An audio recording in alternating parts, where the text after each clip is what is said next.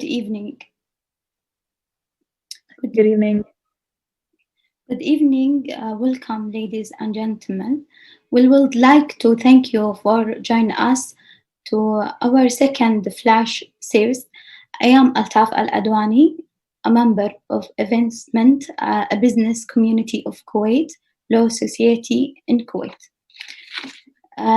This committee is headed by lawyer counsel Lina Al-Abdul. Today, Flash present by a speaker, Miss Zeynep Al-Mansouri. Hello, Zeynep. Welcome. Hello, Alطاف. Thank you. Thank you very much. Habibti Zeynep. Okay. At first, I'd like to introduce myself. My name is Zeynep Mansouri, and I work at Al-Yagut and Al-Fawzan Legal Group in the International and Corporate Division. I've been practicing law since 2015, and I have a master's degree in international sale of goods transactions. And I'm going to speak today based on my experience in working as an in-house lawyer at Carriage Logistics, as I was seconded there from my firm and worked there as an in-house lawyer for around a year and a half. And at first, I would like to thank you, Alطaaf, for hosting me today, and thank your community or your committee represented by Ms. Alina Adlouni for this initiative. I think it's an absolute necessity when we're actually evolving in the Kuwaiti Lawyers Association to have some kind of, let's say, lectures or workshops in English. So thank you very much, Alطaaf, and your committee. Thank you, Zeynep. Today, our topic is about the legal framework of mobile application and website. So here we'll start now. Okay. Lawyer Zeynep, can you give us an introduction on the topic? Okay, to give you a proper introduction about the legal framework of developing a mobile application or a website, I'd like to actually walk you through the steps of developing one. So every mobile application or a website usually starts with an idea, a creative idea in its creator's mind. So the mobile application is basically an idea.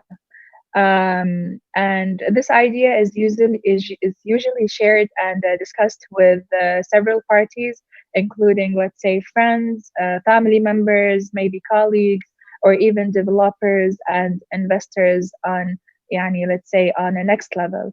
So this idea is shared a lot with a lot of parties.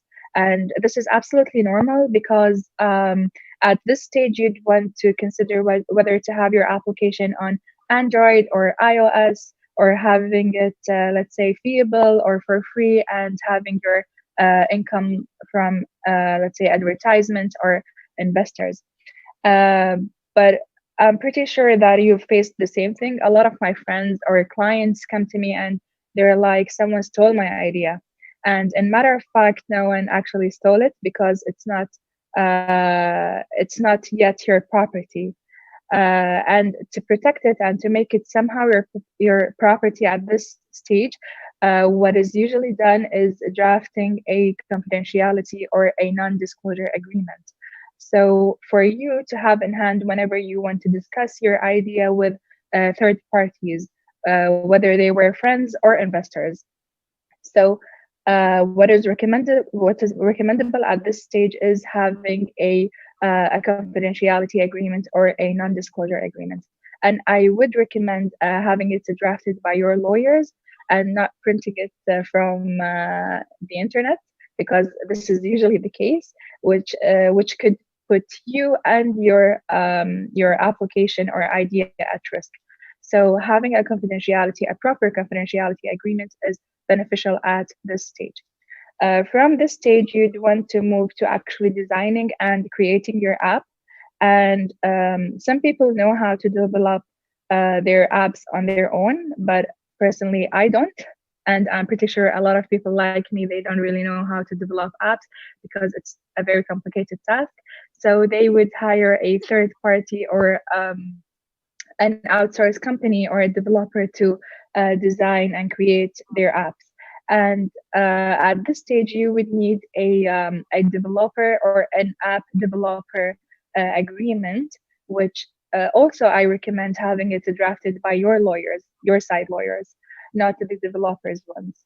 And this contract would provide you with enough amount of safety action for your designs and let's say the whole application at this stage. And the very common let's say behavior in Kuwait, that a client approaches us and he says, no, I don't need a developer agreement because the developer is my friend. But I know it's very common in Kuwait, but it's not the right thing to do, as this kind of contracts would actually provide protection for yourself and for the developer. So it's a two-side benefit. So why not have it? It's very beneficial. And one of the main issues and the very common issues that we usually face when we look at developers' contracts is that the developer usually gives the, let's say, the creators party the right to control the app, but not to actually own it. And this is a huge disaster for the owner of the app. So to avoid such confusions, a properly drafted by your lawyer's contract, a developer contract, would be very handy at this stage. And the final stage or the final step would be the actual launch of your app.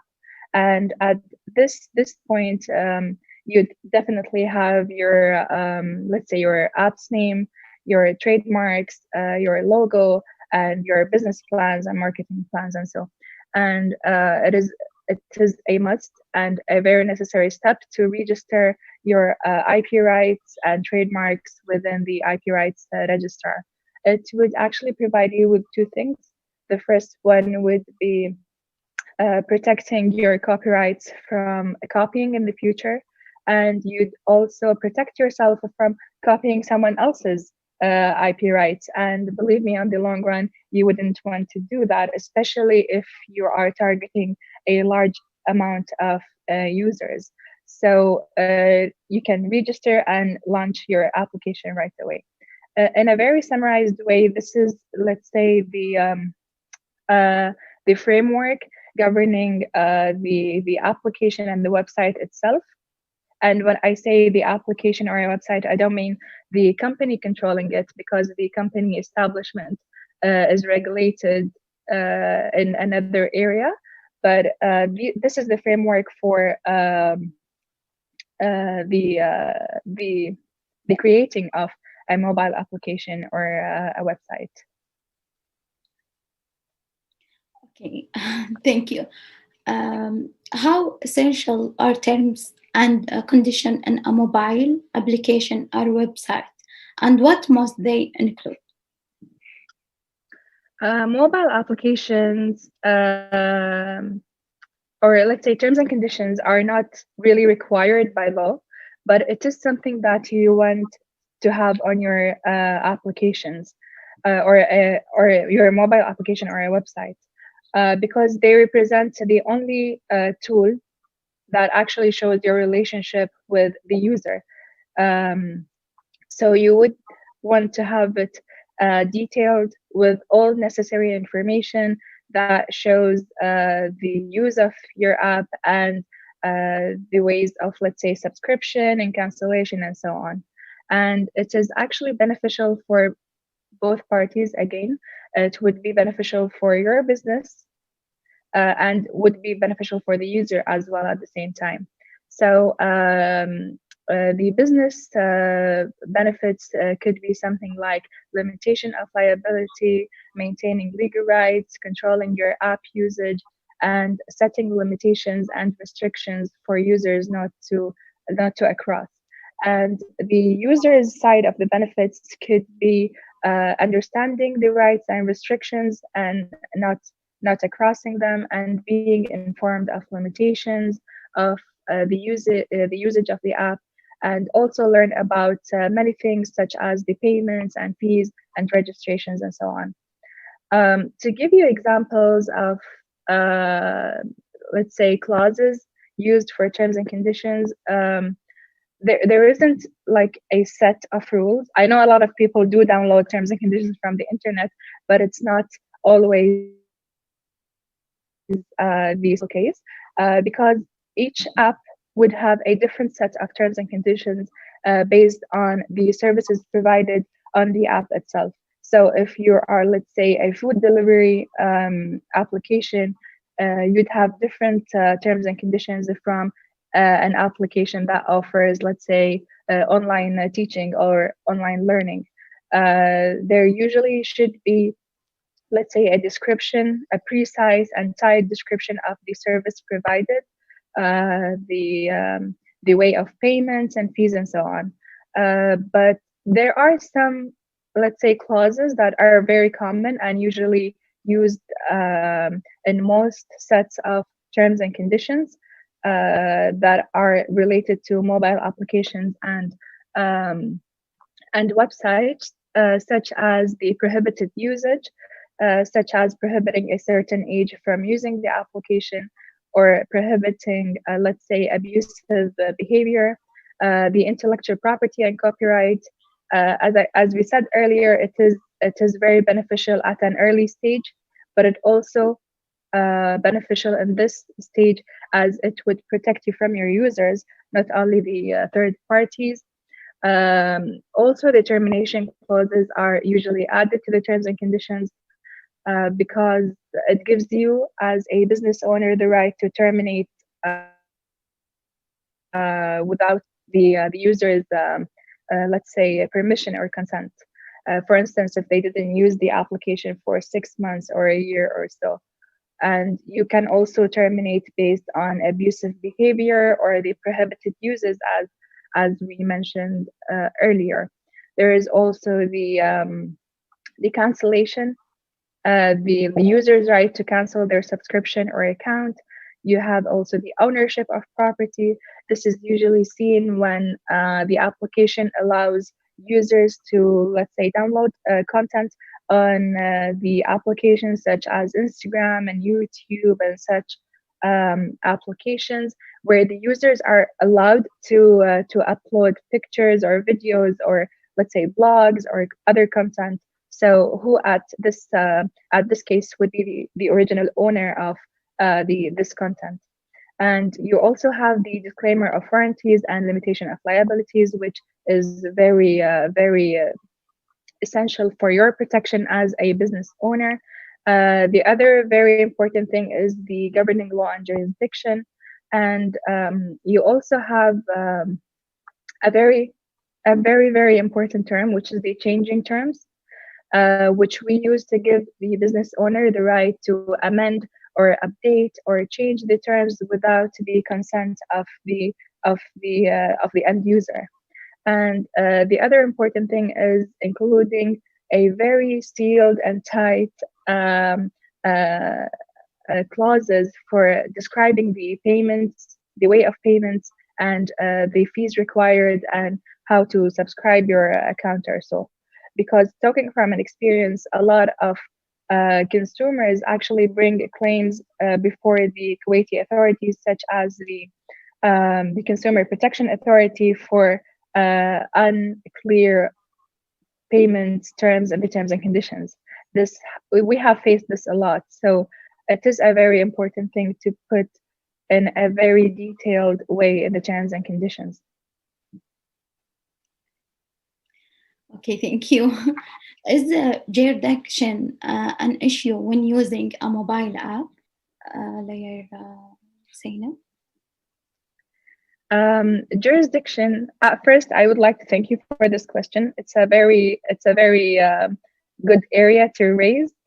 Jurisdiction is a very conflicted area when it comes to mobile applications and websites, or actually any services online, because the amount of users is large, and it's not very easy to track them, or even to track the service itself that is being performed on the application. So what governs the issues raised from different jurisdictions is the conflict of laws, depending on each country's code of conflict of laws. But I would address avoiding such an issue. And I'd like to address that from two ends. The first one would be the business owner's perspective. So the business owner, as I said in the previous question, a governing law and jurisdiction clause is very essential in conditions, but it's not only the terms and conditions. It is also very highly important in the other contracts related to regulating the relationship arising from such an application. You want to have a governing law and jurisdiction clause that is detailed in a manner that doesn't allow any other law that is unwanted by your side to interfere in your issue.